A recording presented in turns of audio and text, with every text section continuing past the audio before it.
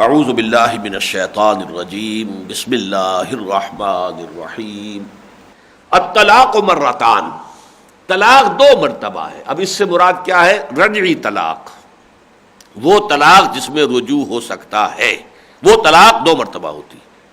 ایک مرتبہ طلاق دی، رجوع کر لیا، پھر دوسری مرتبہ طلاق دی، چاہے فوراً اسی کی سکسیشن میں دی ہو، اگلے مہینے دے دی ہو یا ایک سال بعد دی ہو، لیکن دوسری مرتبہ حق طلاق استعمال ہو گیا اور اس سے بھی رجوع کر لیا۔ اب تیسری مرتبہ جو ہے طلاق اگر ہوگی تو وہ بائن ہو جائے گی فوراً اور مغلظ ہو جائے گی۔ الطلاق مرتان، طلاق احسن، طلاق حسن۔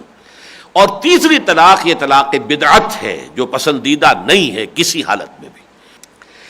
فَإِمْسَاكٌ بِمَعْرُوفٍ أَوْ تَصْرِيحٌ بِإِحْسَانٍ، یعنی ان دو طلاق، دو رجعی طلاقوں کے بعد یا تو روک لینا ہے معروف طریقے سے کہ اگر اب لوٹانا ہے، طلاق سے رجوع کرنا ہے تو اب رکھنا ہے تو بھلے طریقے پر، اچھے شریف انسانوں کی طریقے سے، صحیح معاشرت کے لیے۔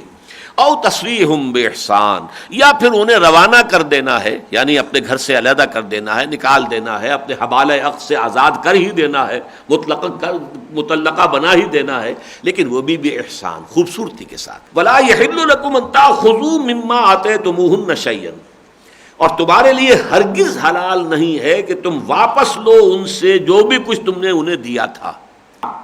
ان تاخذوا مما آتیتموہن شیئا، کچھ بھی۔ اس کی وضاحت آگے آئے گی سورہ نساء میں۔ قنطارن، اگر تم نے ڈھیروں مال بھی دیا ہوا ہے کسی کو مہر کے اندر، کسی عورت کو، تمہارے لیے جائز نہیں ہے کہ تم اس میں سے کچھ بھی واپس لو۔ الا یخافا اللہ یقیما حدود اللہ، اللہ یہ کہ وہ دونوں اس بات کا اندیشہ رکھتے ہوں کہ وہ اللہ کے حدود کو قائم نہیں رکھ سکیں گے۔ ان یخافا اللہ یقیما حدود اللہ ہے، فان خفتم اللہ یقیما حدود اللہ ہے، پھر اگر تمہیں اندیشہ ہو جائے کہ واقعتاً یہ اللہ کے حدود کو قائم نہیں رکھ سکیں گے، فلا جناح، اب یہاں پہ خطاب بدل دیا، فإن خفتم، یعنی یہ معاملہ پھر مسلمانوں کے سامنے پیش ہوگا، یا تو کوئی عدالت شرعی ہو یا کوئی برادری کے پنچ سر جوڑ کر بیٹھے، ان کے سامنے معاملہ ہو اور وہ بھی اسی نتیجے پر پہنچ جائیں کہ اب ان کا نباہ ممکن نہیں ہے۔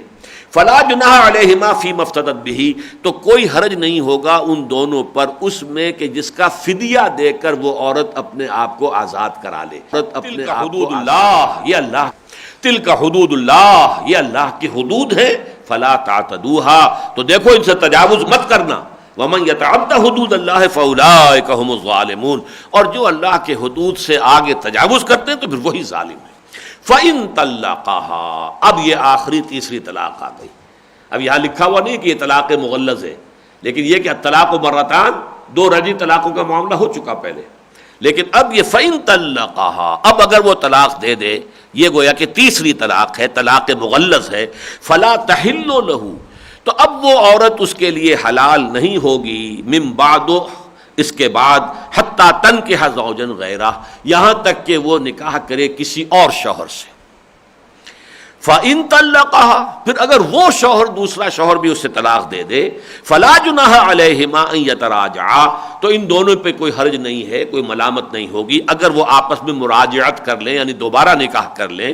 ان ظنا ان یقیما حدود اللہ، اگر انہیں یہ گمان ہو کہ اب وہ حدود اللہ کو قائم کر سکیں گے۔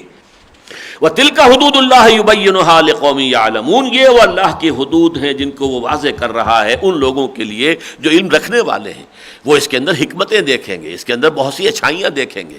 اس لیے ہے یہ سارا معاملہ کہ تم طلاق کو مذاق نہ بنا لو۔